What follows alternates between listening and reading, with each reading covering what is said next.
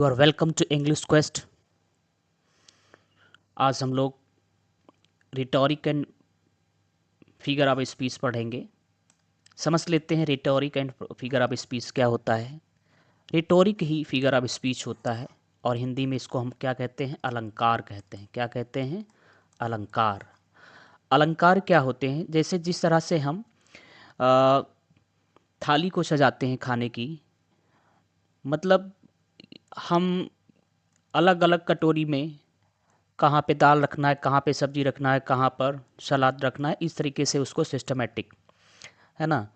तो उसको खा तो सकते हैं, थाली में एक रखा हुआ जो भोजन है उसको हम यूं ही खा सकते हैं, तितर बितर रख करके भी खा सकते हैं। लेकिन यह एक प्रभाव इम्प्रेशन के लिए पता चलता है कि आप कितना सिस्टमेटिक हैं, कितना आप सुलझे हुए हैं, कितना आप, है ना, कायदे से रहते हैं। तो वही उसी तरह से जब हम बात करते हैं तो सिंपली भी कह सकते हैं किसी बात को। जैसे मैंने कहा पेड़ सूखा है, एक कोई पेड़ मतलब जो है उसकी सूखा है, एक वाक्य कह सकते हैं। और उसी वाक्य को हम कह सकते हैं, मतलब उसी बिना भाव चेंज किए हुए उस थोड़ा सा प्रभावी ढंग से कह सकते हैं। कैसे कह सकते हैं कि जो पेड़ है वो नीरस है ना। तो यहाँ पर जो नीरस वर्ड है वो थोड़ा सा आप कंसीडर करेगा कि आपकी भाषा कैसी है, अलंकारिक है। मीन्स आपकी भाषा में वजन है ना, डेकोरेशन है, अलंकरण है, राइट। तो इसी को हम कहते हैं फिगर ऑफ स्पीच, अलंकार कहते हैं। तो सबसे पहला हमारा जो फिगर ऑफ स्पीच है एलिट्रेशन, और इसको हम हिंदी में क्या बोलते हैं, हिंदी में क्या कहते हैं? अनुप्रास अलंकार कहते हैं। क्या कहते हैं? अनुप्रास अलंकार कहते हैं, राइट। तो अनुप्रास अलंकार क्या होता है? अनुप्रास अलंकार क्या होता है?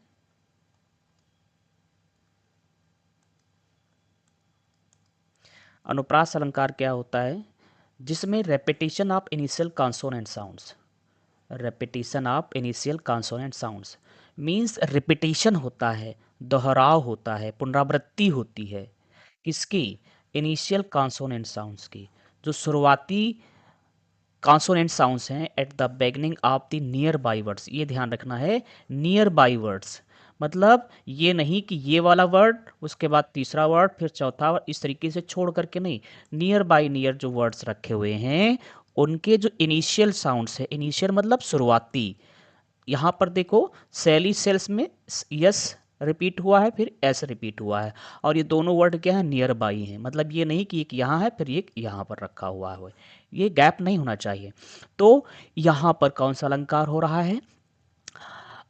एलिट्रेशन, अनुप्रास अलंकार का प्रयोग किया गया है। और इसका मकसद क्या होता है? टू क्रिएट रिदम और एम्फेसिस। क्या करने के लिए? रिदम बनाने के लिए। मीन्स आपकी भाषा को जो है थोड़ा सा रिदमिक, है ना, बनाने के लिए, एम्फेसिस के लिए, जोर देने के लिए, लय के लिए, किसके लिए? लयबद्धता के लिए और जोर देने के लिए, है ना, इसका प्रयोग किया जाता है। जैसे इसमें देखिए पीटर पाइपर पिक्ड, राइट। तो P P P packed, crazy cats clawed, C C, right. Fickle friends. तो यहाँ पर एफ एफ, समझ गए। आगे बढ़ते हैं, बहुत ज़्यादा समय नहीं लेंगे क्योंकि हमें ज़्यादा से ज़्यादा कवर करना है। नेक्स्ट आपका है एनाडिप्लोसिस। कौन सा? एनाडिप्लोसिस, ठीक है। अब एनाडिप्लोसिस क्या होता है? इसमें भी रिपीटिशन होता है, लेकिन साउंड का, है ना, नहीं, लेटर का नहीं, बल्कि वर्ड का होता है। जैसे repetition of the last word, इसमें लास्ट वर्ड या फिर लास्ट क्या, फ्रेज ऑफ अ क्लास। एक क्लास दिया गया होगा, उस क्लास का या सेंटेंस का, ध्यान रखिए, क्लास या सेंटेंस का जो लास्ट वर्ड या फ्रेज होगा at the start of the next, कहाँ पर? स्टार्टिंग में, जब दूसरी क्लास की स्टार्टिंग होगी उसमें, है ना। क्रिएटिंग अ चेन, जिससे एक क्या क्रिएट होता है? चेन, श्रृंखला, इफेक्ट, चेन लाइक इफेक्ट, मतलब श्रृंखलाबद्ध तरीके का प्रभाव। दैट एम्पेसाइजेस प्रोग्रेशन, और ये प्रोग्रेशन पर बल देता है, राइट। तो वहाँ पर कौन सा अलंकार होगा? एनादिप्लॉसिस। ठीक है, कौन सा अलंकार होगा? एनादिप्लॉसिस। ध्यान देना है, इसमें क्या करेंगे हम, रिपीटिशन तो होगा, लेकिन किसका होगा? किसी क्लास दिया गया हो या वाक्य दिया गया हो, उसका जो अंतिम वर्ड या फ्रेज है वो अगले में आए। जैसे देखो यहाँ पर fear leads to anger, anger leads to, यहाँ पर क्या लास्ट में आया? एंगर। इसकी शुरुआत किससे हो गई? एंगर से। ठीक है, हालांकि यहाँ पर fear leads to anger, anger leads, तो यहाँ पर एंगर तो आया, एंगर के साथ साथ में लीड्स टू भी आ रहा है, लेकिन हमें ध्यान देना यहाँ पर एंगर। ठीक है, जिसकी लास्ट में ये आया और उसी से इसकी शुरुआत हो गई। ठीक, suffering breeds character, character beats, तो यहाँ पर क्या लास्ट में आया? कैरेक्टर, और स्टार्टिंग कहाँ से हो गई? कैरेक्टर से, है ना। तो ये वर्ड आपका यहाँ पर देखो सेंटेंस है, फुल स्टॉप लगा हुआ है, तो ये सेंटेंस में लास्ट में आया था और ये दूसरे सेंटेंस में शुरुआत हो गया। यहाँ पर ये क्या है? क्लाज है, सेंटेंस नहीं। तो ये आप आपको बात समझनी होगी, चाहे वो क्लास के अंतिम वर्ड्स हों या फिर सेंटेंस के, वह अगले क्लास में या अगले सेंटेंस में स्टार्ट हो रहे हों। ठीक है, strength through purity, purity through faith, तो यहाँ पर देखो प्योरिटी फिर प्योरिटी। ठीक है, इसको आप हटा दीजिए, आगे बढ़ते हैं। नेक्स्ट है एनाग्राम। नेक्स्ट वर्ड है एनाग्राम, बहुत इंपॉर्टेंट है ना। इसमें क्या होता है? Rearranging the letters of a word, rearranging, है ना, ऑफ अ वर्ड और फ्रेज। कोई वर्ड दिया गया है या फ्रेज दिया गया है, to form a new word और फ्रेज, एक नए शब्द या फ्रेज को बनाने के लिए, ऑफन विदाउट विद ह्यूमरस और इंसाइटफुल रिजल्ट, ताकि उससे ह्यूमर, मजाक, हंसी मजाक, फन क्रिएट हो, है ना, और उसमें क्या दिखाया गया हो, मीन्स उसकी मीनिंग, इनसाइट मीनिंग, राइट। जैसे विलियम शेक्सपियर, ये इंग्लैंड के ड्रामेटिस्ट हैं विलियम शेक्सपियर, राइट। और इन्हीं के नाम में जितने भी लेटर्स यूज हुए हैं उनका फिर से यूज करके एक नया नाम बना दिया गया, वीकेस स्पेलर, वीकेस स्पेलर, राइट। आप जब इनको काउंट करेंगे तो वही लेटर्स आपको इसमें मिलेंगे। तो ये दरअसल होता किस लिए है?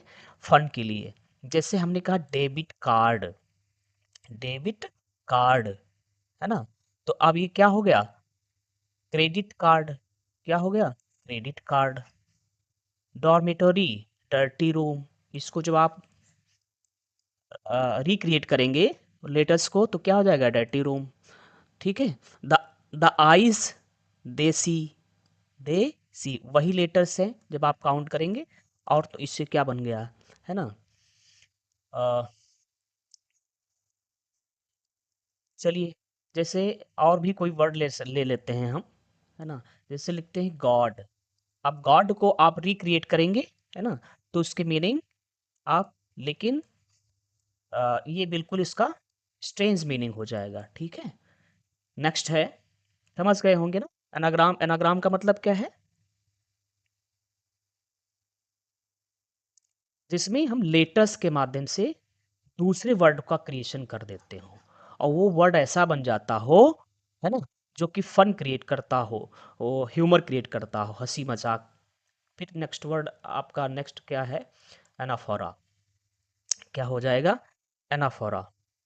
ठीक है, एनाफोरा क्या होता है? रिपीटेशन ऑफ अ वर्ड और phrase at the beginning of the successive class, repetition of a word or phrase at the beginning of the successive class और sentence for emphasis and rhythm. Emphasis के लिए, प्रभाव के लिए, लय के लिए जब रिपीटेशन किया जाता है, रिपीटेशन ऑफ अ वर्ड, एक वर्ड का रिपीटेशन हो या फ्रेज का, एट द बिगिनिंग, है ना, एट द बिगिनिंग, शुरुआत में, ऑफ अनदर सक्सेसिव क्लास और सेंटेंस। मतलब जैसे ये सेंटेंस दिया गया है, ठीक है, अब दूसरा सेंटेंस दिया गया है। अब ये सेंटेंस हो सकता है, क्लास भी हो सकता है।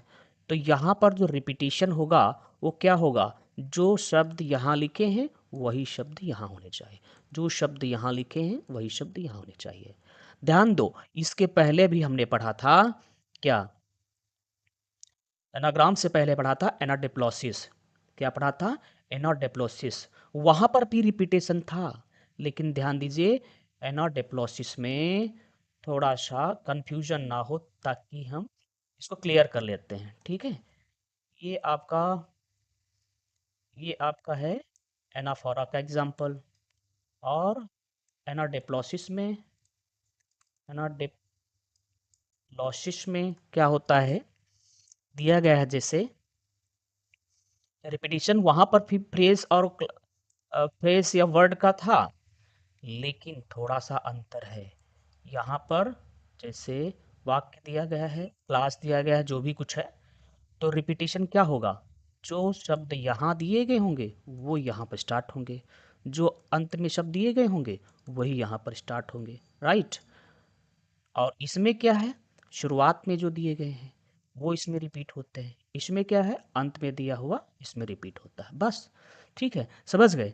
तो ये क्या था डिफरेंस बिटवीन एनाफोरा, ये क्या है, एनाफोरा एंड एनाडिप्लोसिस बहुत इंपॉर्टेंट है, बहुत इंपॉर्टेंट है, अक्सर पूछा जाता है। ठीक है, आई केम, आई सा, आई कंकर्ड। देखो, मैं आया, मैंने देखा, मैंने विजय हासिल की।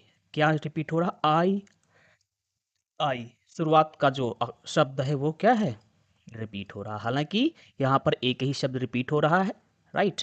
केम इसमें, सा इसमें, कंकड़ इसमें, बाकी रिपीटेशन नहीं हो रहा है।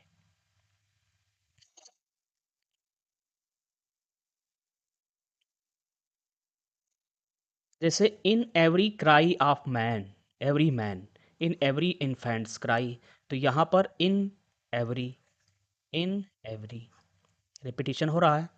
मार्टिन लूथर का एक बहुत ही प्रसिद्ध क्या है, उनकी ये स्पीच है, आई हैव अ ड्रीम, है ना, आई हैव अ ड्रीम से, तो उसमें ये रिपीटेशन बार बार होता है।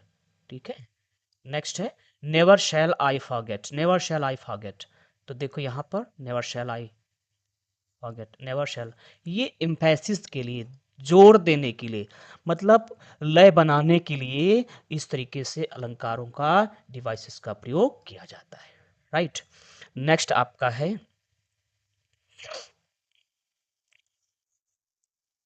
एनास्ट्रॉफी। क्या है, एनास्ट्रॉफी, है ना, एनास्ट्रॉफ। आप यदि इसको लिखना चाहें तो कैसे लिखेंगे, एनास्ट्रॉफ। ठीक है, इस तरीके से लिखेंगे। एनास्ट्रॉफी क्या है, इन्वर्जन ऑफ द यूजुअल और expected word order, often use to maintain meter और द एम्फेसिस। मीटर जो है मेंटेन करने के लिए या उसमें जोर देने के लिए इन्वर्जन कर देते हैं। क्या कर देते हैं, इन्वर्जन। इन्वर्जन क्या होता है, आप पढ़ते हैं ना, ग्रामर में पढ़ते हैं, वहां पर भी इन्वर्जन लागू होता है। जैसे हम जब लिखते हैं एज शून, एज से स्टार्ट करते हैं, जब इसको हम चेंज करते हैं किसमें, नो शूनर में, तो जब नो शूनर आता है तो वैसे अक्सर क्या होता है, सब्जेक्ट के बाद में सहायक क्रिया आनी चाहिए, लेकिन वहां पर डिड या डू का हम जब प्रयोग करते हैं, राइट, तो क्या करते हैं, बाद में सब्जेक्ट के, नो शूनर डिड आई नहीं, इस तरीके से नहीं बोलेंगे, नो शूनर आई डिड नहीं, no sooner did I, right. तो वही उसी तरीके से इन्वर्जन यहाँ पर होता है। इन्वर्जन मतलब क्या होता है, जो शब्द क्रम, सामान्य शब्द क्रम है, क्या, शब्द क्रम को क्या कर देना, उल्टा कर देना। क्या कर देना, उल्टा कर देना, उसके इन्वर्स कर देना, मतलब रिवर्स, उसका विपरीत कर देना। ठीक है,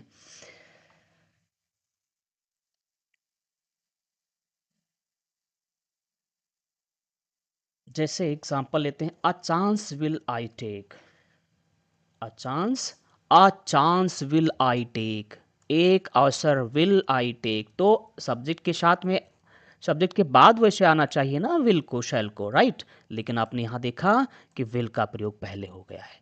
powerful you have become, powerful, powerful you have become. तो यहाँ क्या होना चाहिए, यू हैव बिकम पावरफुल, यहाँ पर पहले आ गया power, right. Excited the children were, देखो यहाँ पर फिर से क्या है, द चिल्ड्रेन वर एक्साइटेड होना चाहिए ना, लेकिन यहाँ पर इन्वर्जन देखने को आप पा रहे हैं। Deep into that darkness peering, है ना, deep into that darkness peering, इसमें भी इन्वर्जन आप देखेंगे। तो प्रायः आप दो ही दो पर ध्यान दें, ताकि आप कॉन्सेप्ट को क्लियर कर सकें और अंतर को समझ पाएँ, ठीक है। आगे बढ़ते हैं, anti मेटाबॉल, it is also a very important figure of speech, right. Anti मेटाबॉल, anti मेटाबॉल, repetition of words, आप देख रहे हैं ज़्यादातर ये अभी हम जो अलंकार पढ़ रहे हैं वो रेपिटेशन के हैं, या तो लेटर अप रिपीट हो रहा है, या साउंड रिपीट हो रहा है, या फ्रेज या क्लास रिपीट हो रहा है, ठीक है। तो इस प्रकार से हम पहुंचते हैं 6 फिगर ऑफ स्पीच पर, जिसका नाम क्या है, एंटी मेटाबॉल। व्हाट इज दिस, इसमें क्या होता है, repetition of words in reverse order, right, reverse order, ठीक है। अभी ऐसा ही हमने पहले भी पढ़ा है, रिवर्स ऑर्डर में। अभी कौन सा अलंकार था रिवर्स जो हमने पढ़ा था,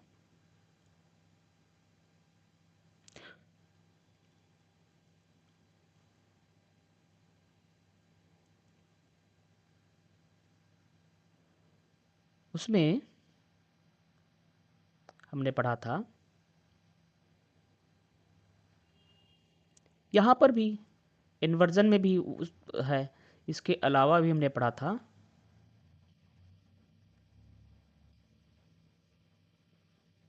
ये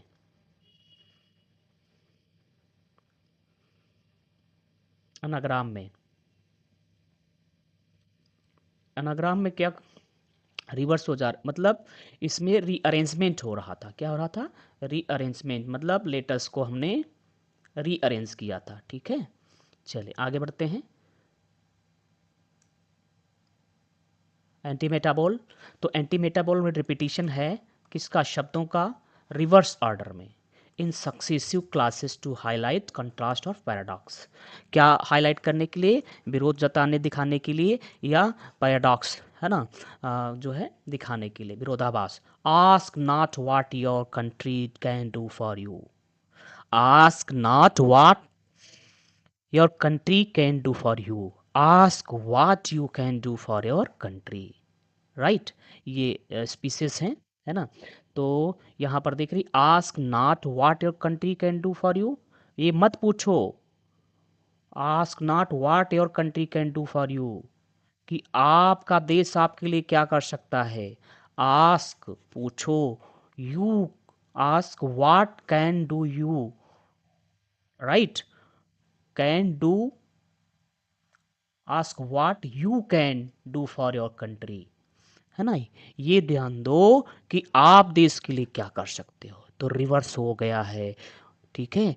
यहाँ पर जो ऑर्डर है शब्दों का वो रिवर्स हो गया है, सक्सेसिव मतलब अगले वाले लाइन में देखो, यहाँ पे fair is fall and fall is fair, Shakespeare की जो बहुत ही प्रसिद्ध नाटक है मैकबेथ, है ना, उसमें की ये लाइन है, स्टार्टिंग लाइन, जिसमें विचेस चुड़ैलें हैं बोलती हैं fair is fall and fall is fair, तो यहाँ पर फेयर इज़ फॉल आ रहा है, और फिर क्या हो गया दूसरे में सक्सेसिव जो क्लास है उसमें क्या फॉल इज़ फेयर, यहाँ पर फॉल पहले आ गया, फिर क्या है fall is fair, fair is foul, यहाँ पर फेयर बाद में है, यहाँ पर पहले है, यहाँ फाउल बाद में है, यहाँ पर फाउल पहले है, राइट। तो इस तरीके से ये क्या हुआ, एंटी मेटाबॉल, एंटी मेटाबॉल बहुत इंपॉर्टेंट है। When the going gets do tough, when the going gets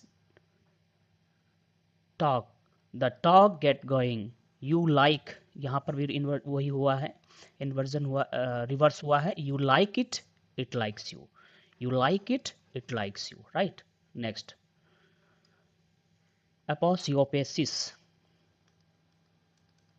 next है अपोसियोपेसिस, बहुत इंपॉर्टेंट है, ठीक है, अपोसियोपेसिस, यदि इसको लिखें समझने के लिए तो कैसे लिखेंगे? अपो अपोसियोपेसिस,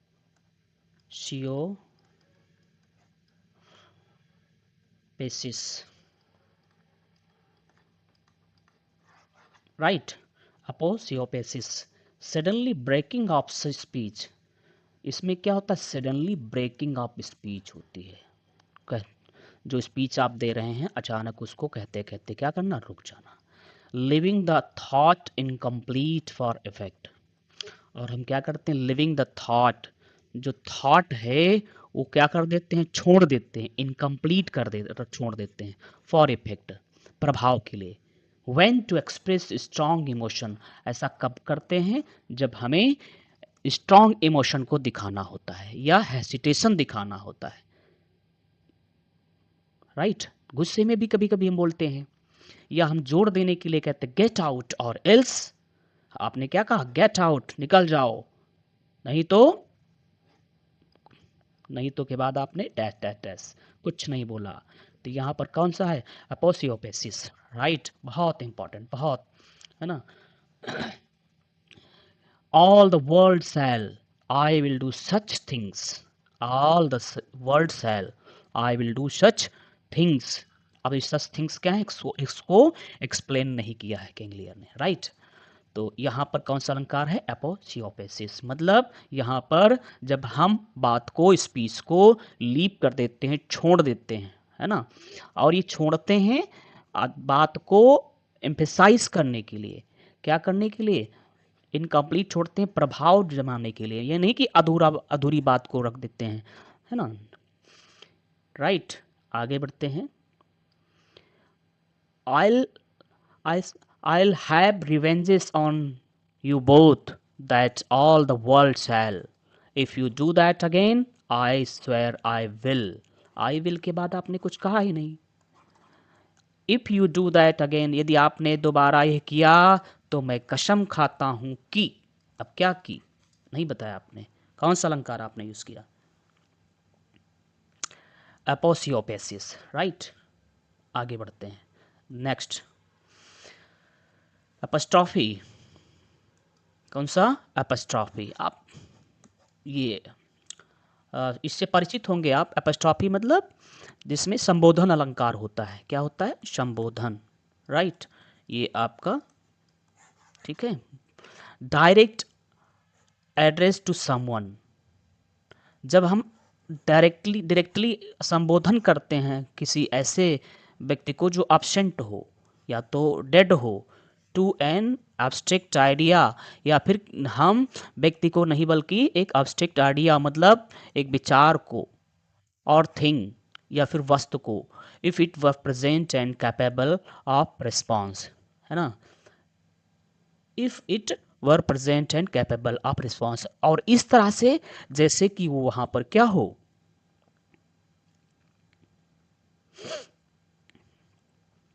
वहां पर उपस्थित हो और रिस्पॉन्स करेगा। इस तरीके से बात करना, राइट। ऐसे बात करना जैसे कि वहां पर जो व्यक्ति अनुपस्थित नहीं है, आइडिया वहां पर है, उसको इस तरीके से संबोधित करना कि वो अभी प्रतिक्रिया करेगा, ठीक है। जैसे Milton thou shouldn't be living at this hour, है ना। इसमें कभी क्या करता है? मिल्टन, मिल्टन को संबोधित करता है, जबकि मिल्टन उस समय वहाँ पर उपस्थित नहीं है, वो मर चुके हैं। Frailty Dai name is women, है ना। बहुत ही इंपॉर्टेंट ये आपका कोटेशन आता है इस हैमलेट शेक्सपियर का जो नाटक है वहाँ से। फ्रेल्टी, तो यहाँ फ्रेल्टी को संबोधित मतलब एक जो है अब्स्ट्रैक्ट आइडिया को संबोधित किया जा रहा है। अब आइडिया जो है, विचार, विचार कैसे आप को रिएक्ट करेगा, कैसे वो उत्तर देगा, कैसे प्रतिक्रिया करेगा? ओ डेथ, अरे मृत्यु, वेयर इज दाई स्टिंग, है ना। अब मृत्यु को आप संबोधित करो, अरे मृत्यु, नो, कैसे रिस्पॉन्स करेगी?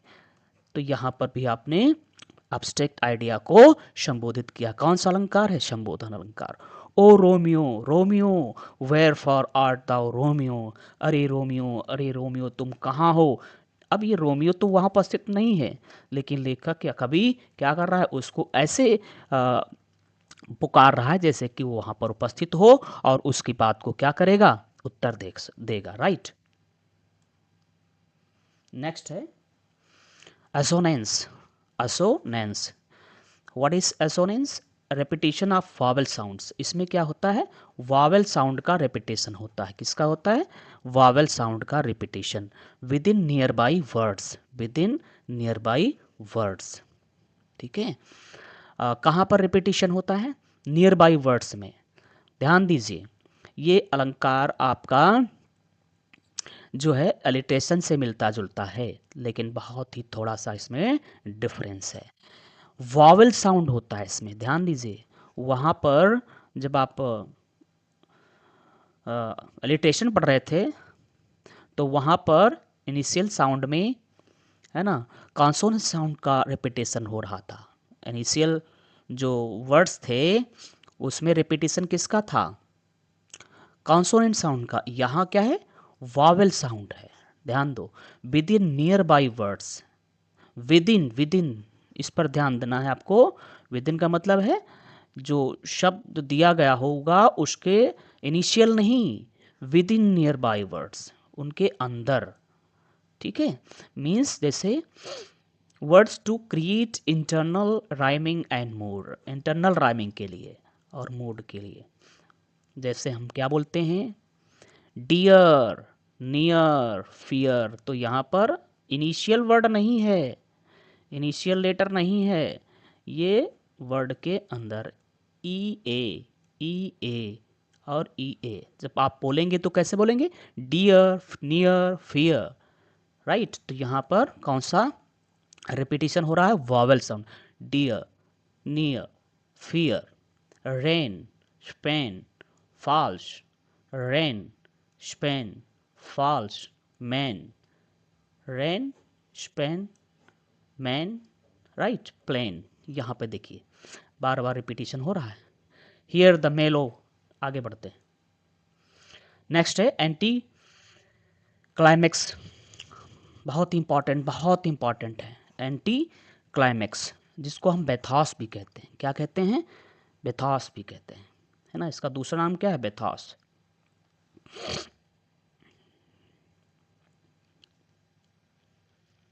ये क्या होता है, बेथास, ये इसको यदि हम हिंदी में बोलेंगे तो एंटी क्लाइमैक्स, है ना। एंटी क्लाइमैक्स मीन्स क्या होता है, अवरोह होता है। क्या होता है, अवरोह, मीन्स घटते क्रम में। किसका, हास्यजनक, हास्यजनक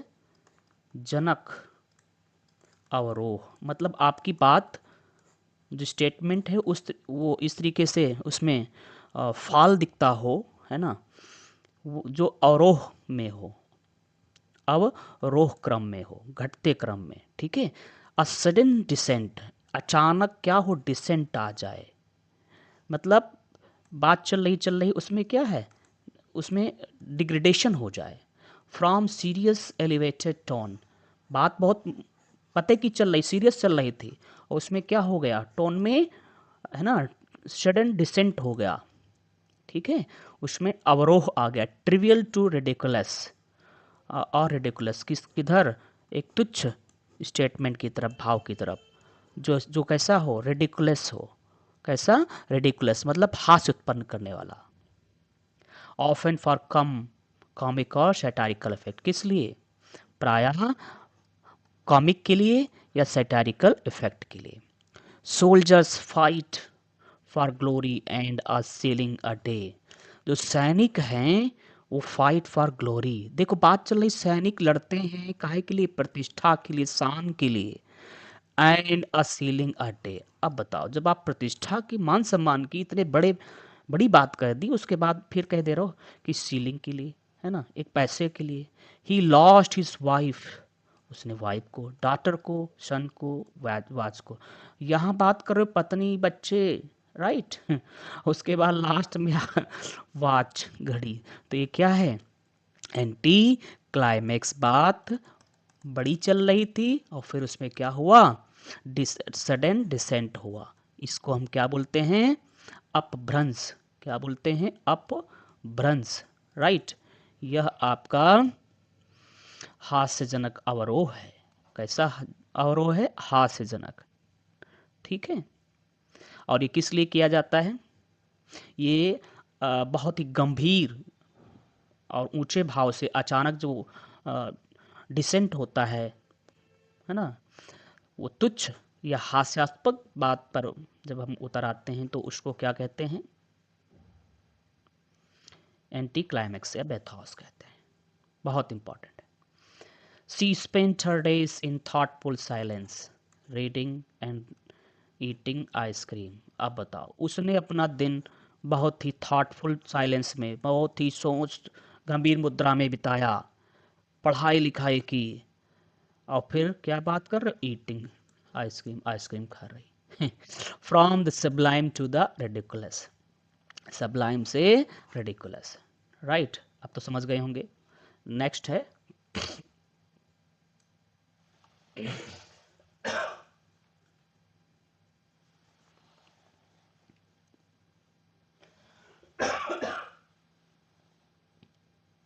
एंटीथेसिस।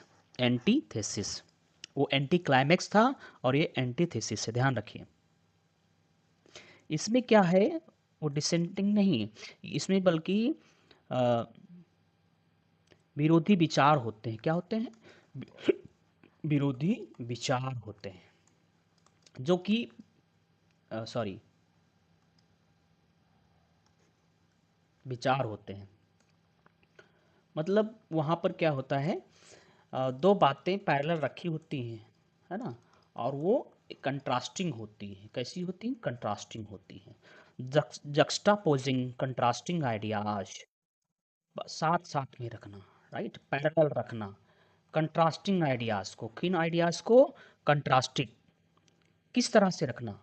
इन बैलेंस्ड, संतुलित ग्रामेटिकल स्ट्रक्चर, ग्रामेटिकल स्ट्रक्चर में, टू हाईलाइट डिफरेंस, क्या करने के लिए? डिफरेंस को हाईलाइट करने के लिए, या एम्फेसाइज अ पॉइंट, या एक पॉइंट को एम्फेसाइज करने के लिए, ठीक है। जैसे united we stand, divided we fall. तो यूनाइटेड मतलब जब हम एक साथ रहते हैं, क्या कहते हैं? एक साथ, एकता में हम क्या करते हैं? खड़े रहते हैं। और जब मतलब अलग अलग हो जाते हैं तो हम गिर जाते हैं। तो ग्रामेटिकल, तो यहाँ पर गिरने की बात हो रही है, यहाँ स्टैंड होने की बात हो रही है, लेकिन ग्रामेटिकली बिल्कुल पैरेलल आप देख रहे हैं, है ना। आप यहाँ देख रहे हैं सब्जेक्ट प्रेडिकेट दो शब्दों का, सब्जेक्ट और प्रेडिकेट दो शब्दों का। To err is human, to forgive divine. देखो यहाँ पर कैसे हैं? बिल्कुल संतुलित। To err is human means भूल होना मानवीय है, टू फॉरगिव डिवाइन है। और जो फॉरगिव करना मतलब क्षमा कर देना, ईश्वरीय है। Speech is silver but silence is gold. Speech is silver, अब कैसे रखा? बिल्कुल जो कंट्रास्टिंग है, सिल्वर गोल्ड, स्पीच साइलेंस, है तो कंट्रास्टिंग, लेकिन बिल्कुल ग्रामेटिकली कहाँ है? एक बराबर पोजीशन में रखे हुए हैं। तो इसी को हम क्या बोलते हैं? एंटीथेसिस, है ना। मतलब आप कह सकते हैं प्रतिपक्ष, प्रतिपक्ष मीन्स बराबर, क्या? कंट्रास्टिंग। दोनों जो क्लासेस होंगी वो क्या होंगी?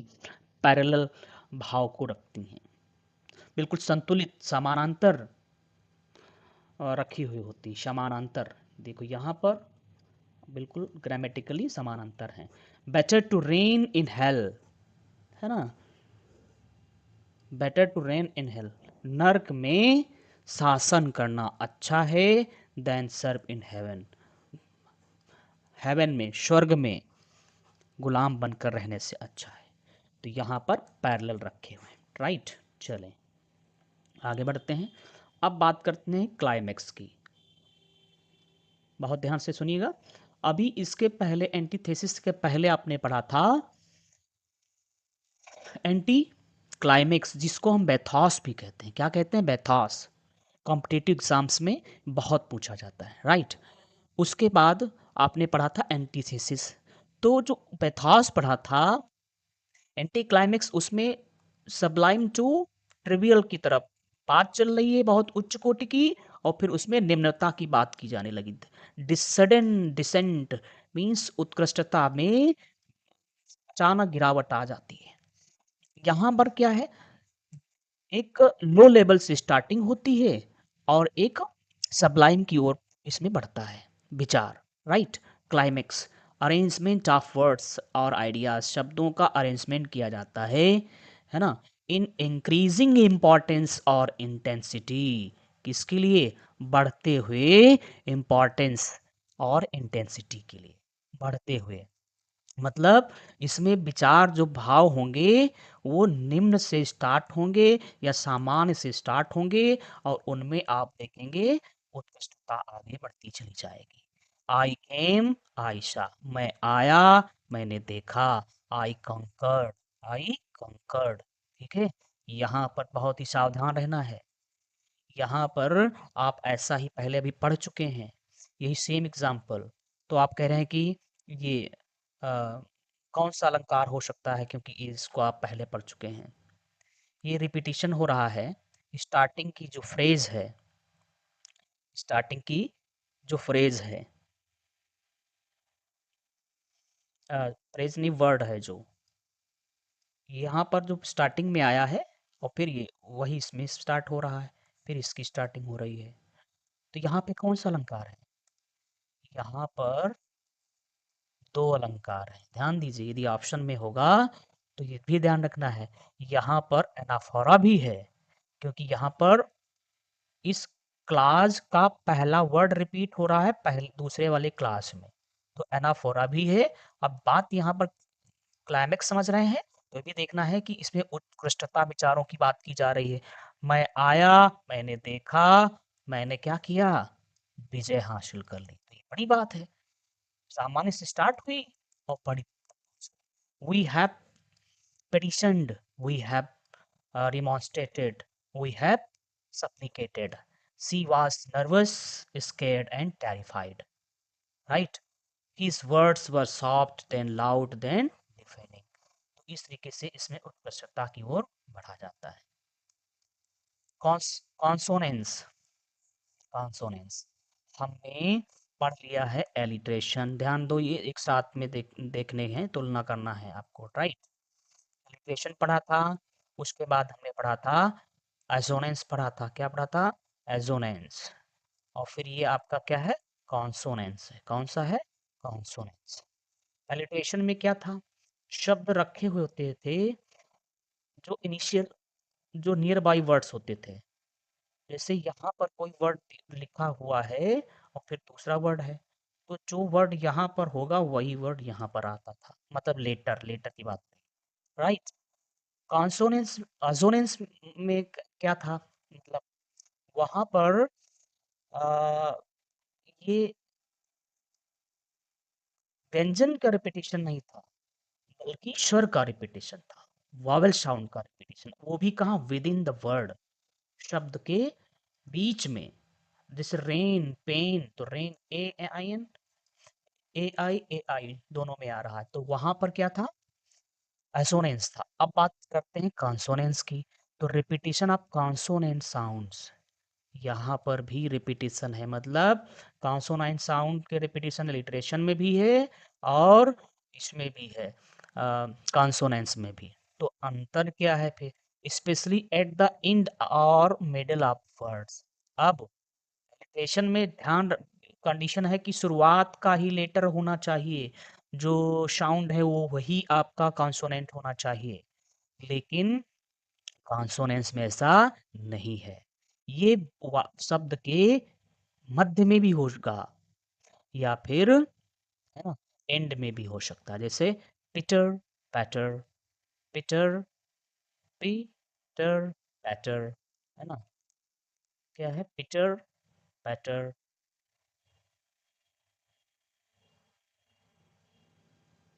पीटर, पैटर, तो पा इसमें भी आ रहा है, पा इसमें भी आ रहा है, बीच में आ रहा है, ठीक है। Consonant sound. अभी एक और एग्जांपल लेते हैं, तब समझ में ज़्यादा आएगा। जैसे लिप,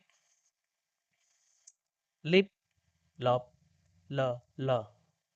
तो ला पर आपको ध्यान देना है, लिप, लॉप, ठीक है। लंपी, बम्पी, लंपी, बम्पी, समझ गए। ही स्ट्रॉड, स्ट्रॉल्ड। ध्यान दो, क्या है इसमें, इसमें विशेषकर बीच में जो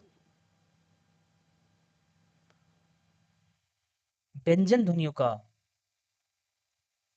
कॉन्सोनेंट साउंड का रिपीटिशन होगा, ठीक है।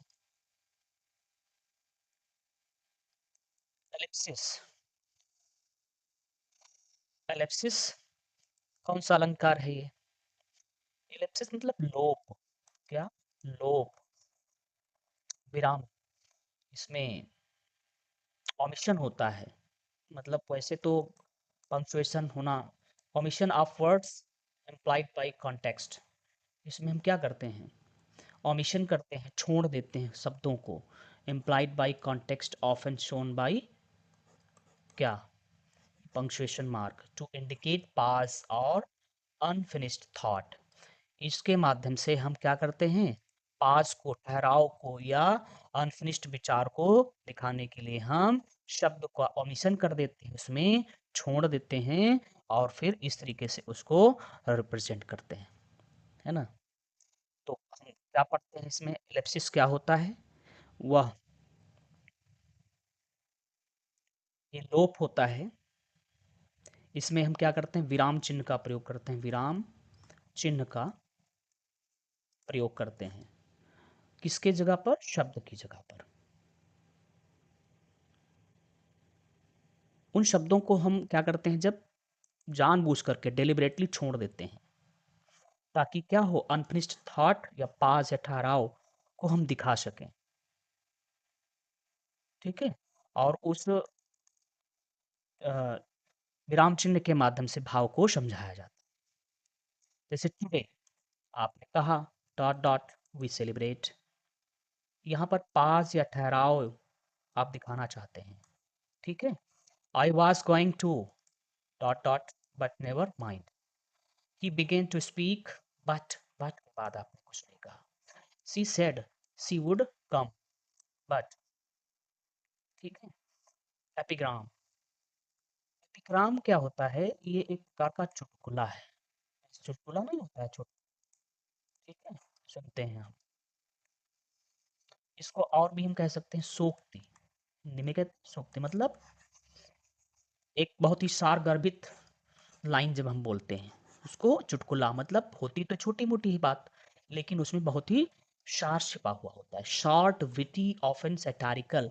इसका जो टोन होता है वो कैसा होता है, सैटारिकल होता है, व्यंग्यात्मक होता है, पैराडॉक्सिकल स्टेटमेंट, विरोधाभासी होता है, राइट, स्टेटमेंट, और poem ending with a sharp twist, बहुत ही शार्प ट्विस्ट के साथ इसका जो है एंड।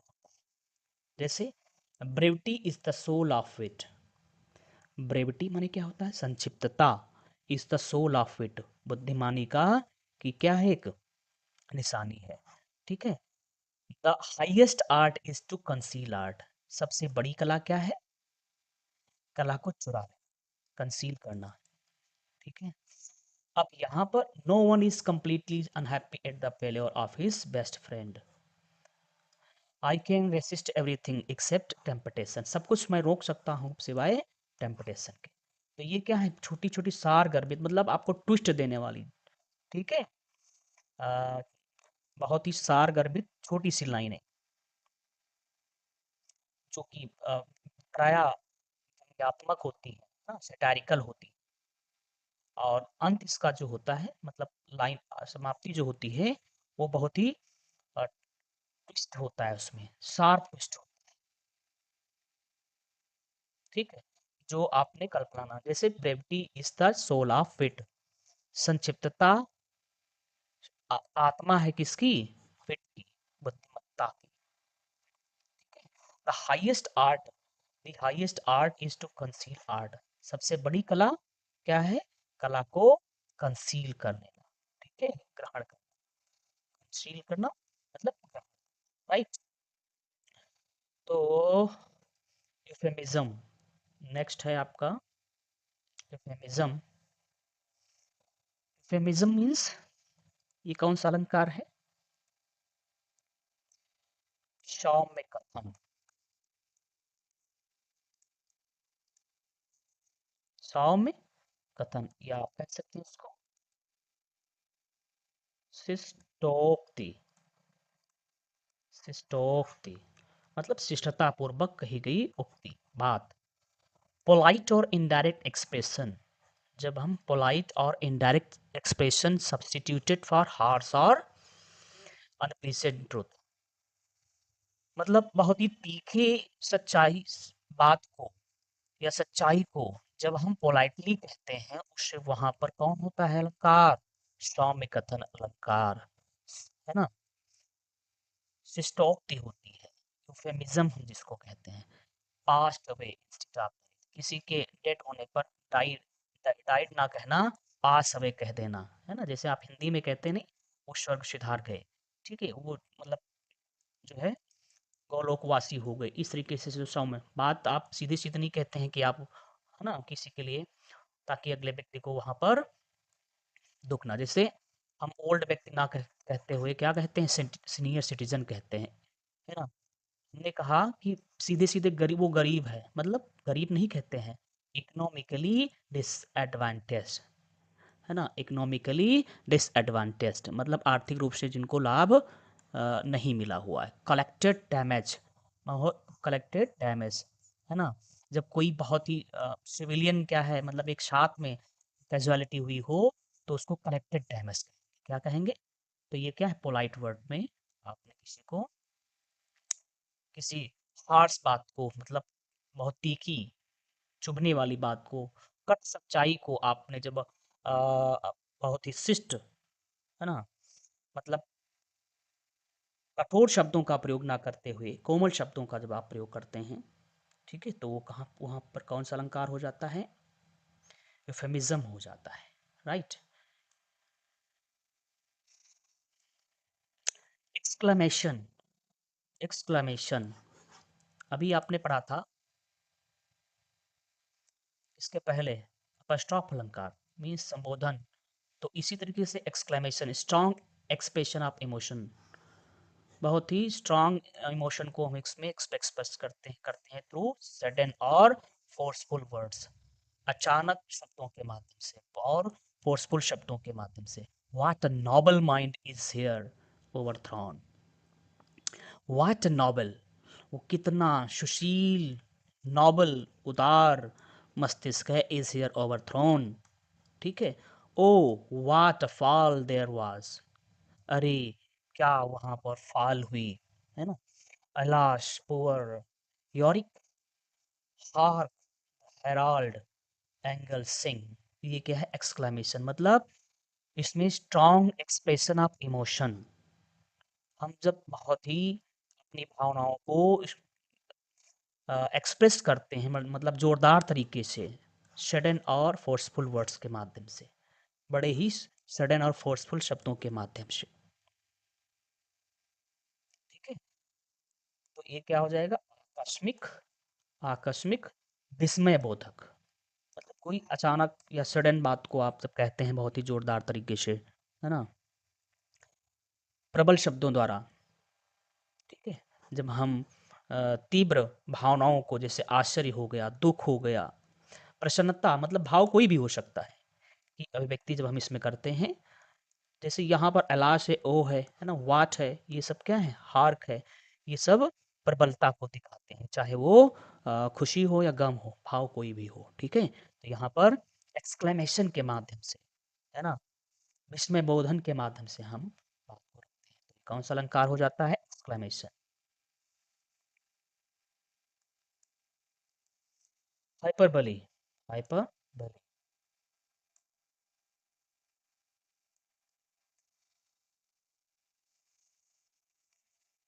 हाइपरबली मीन्स क्या होता है? अतिशयोक्ति। क्या?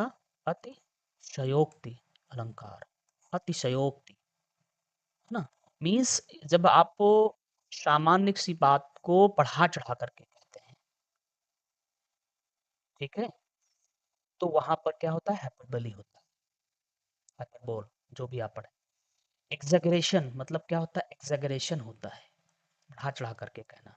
तो एम्फसाइज करने का मकसद क्या होता है? एम्फसाइज करने के लिए, जोर देने के लिए, और create a strong expression, impression या इम्प्रेशन जमाने के लिए। I am so hungry I could eat a horse. मैं इतना भूखा हूं कि मैं घोड़े को, I have told you a million times, मैंने आपको लाखों बार बताया है। अब लाखों बार कौन बताता है? घोड़ा कौन खा लेता है? लेकिन आप क्या करते हैं जब इस तरीके से आप बढ़ा चढ़ा करके बात करते हैं, ठीक है? This bag weighs a ton. अरे भैया, ये जो बैग है वो बिल्कुल 1 टन है। अब बैग है, भारी होता है, तो वो 1 टन का थोड़ो ना होगा, लेकिन आप कह देते हैं he runs faster than the wind. अरे भैया, वो तो बहुत तेज दौड़ता है। मतलब कैसे, कितना तेज दौड़ता है? हवा से भी ज्यादा। तो क्या है ये? कौन सा अलंकार है? हाइपरबोली, अतिशयोक्त अलंकार हो गया, ठीक है? फिर क्या है? इंट्रोगेशन। इंट्रोगेशन अलंकार, या फिर इसको हम रिटोरिकल क्वेश्चन भी कहते हैं। मतलब इसमें क्वेश्चन तो होता है, स्ट्रक्चर्ड क्वेश्चन का होता है, लेकिन उसमें असर्शन होता है। बात समझे? मतलब वो बात को प्रश्नवाचक ढंग से कही कहा जाता है, लेकिन उसमें जोर दिया जाता है उस बात के लिए। क्वेश्चन पोस्ट, है ना? क्वेश्चन को पोस्ट किया जाता है विदाउट एक्सपेक्टिंग एन आंसर। और वो क्वेश्चन प्रश्न का उत्तर पाने के लिए नहीं किया जाता है, यूज्ड फॉर एम्फेसिस और परसुएशन, बल देने के लिए उसका प्रयोग किया जाता है। Do men gather grapes from thorns? क्या आदमी अंगूर कांटों से इकट्ठा करता है? Who is here so base that would be a bondman? Who is here so base that would be a bondman? Is the Pope Catholic? Can fish swim? Can fish swim, ये क्या है? असर्शन है। क्या? Can fish swim, मछलियां तैर सकती हैं? मतलब आप कहना नहीं, पूछ नहीं रहे हो कि बताओ मछलियां तैर सकती हैं कि नहीं। नहीं, आप जब कहते हो, जैसे कहते हैं नहीं, हवा को कौन देख सकता है, महात्मा गांधी को कौन नहीं जानता है, तो ये क्या कहना चाहते हैं आप? वहां पर आप बताना चाहते हैं कि हर कोई व्यक्ति जानता है, हर कोई जो है उन्हें जानता है, ठीक है? अमर कौन है? तो आप पूछ नहीं रहे कौन अमर है, कौन अमर नहीं है, आप बता रहे हो कि अमर कोई भी नहीं है। नेक्स्ट है आयरनी। ये आपकी डिवाइस। आयरनी क्या होता है? व्यंग, expression meaning opposite to literal words. जो मीनिंग होता है, लिटरल मीनिंग जो होता है, शाब्दिक अर्थ जो होता है, वास्तव में कोई बात कही गई और वो उसका मीनिंग उसका डबल हो। मतलब उसका मीनिंग जो शब्दों के लिटरल मीनिंग होगा, वो ना होकर के कुछ एक दूसरी मीनिंग उसकी निकले, तो उसे हम कहते हैं आयरनी। और यहाँ पर ये अक्सर क्या होता है? ह्यूमरस और एम्फैटिक, है ना? व्यंग के लिए, ह्यूमर के लिए, विनोद के लिए, हंसी मजाक के लिए, या फिर बल देने के लिए, बल, है ना, जोर देने के लिए यूज किया जाए। जैसे अब ये अलग अलग टाइप की हो जाएंगी वर्बल आयरनी शब्दों के माध्यम से। जैसे great weather during a storm, जैसे तूफान है और तूफान के समय में आपने कहा क्या मौसम है, मतलब बहुत अच्छा मौसम है। आप, यदि आप इसका शाब्दिक अर्थ निकालेंगे, महान या अच्छा मौसम है, लेकिन आप ये नहीं कहना चाहते हो कि अच्छा मौसम है। आपने शब्दों का प्रयोग तो ये किया है, लेकिन आप कहना चाहते हो कि मौसम बहुत खराब है, ठीक है? तो ये वर्बल आयरनी है, मतलब शब्दों के माध्यम से। ड्रामेटिक आयरनी होती है the audience knows Macbeth will die but he does not. Dramatic irony क्या होता है? जब आप को बात कोई सुनाई जा रही हो, कथा या कोई कहानी बताई जा रही हो, और बाकी जो ऑडियंस है, जो लिसनर हैं, जो देख श्रोता हैं, उनको लगे कि अब यहाँ पर क्या है, ये ऐसी घटना होगी, ये एक्सपेक्टेड है according to the sequence of the incidents, right, लेकिन वैसा ना हो, तो वो क्या है, ड्रामेटिक आयरनी है। वहाँ पर ड्रामेटिक आयरनी, सिचुएशन आयरनी है ना। अब सिचुएशनल फायर आयरनी क्या है, फायर स्टेशन बर्न्स डाउन। जो फायर स्टेशन क्या है, वो फायर स्टेशन आग बुझाने के लिए होता है, लेकिन वो क्या है, जल गया है, तो ये कौन सा अलंकार वो हो जाएगा, irony, situational irony. Socratic irony, pretending ignorance to expose someone else's ignorance.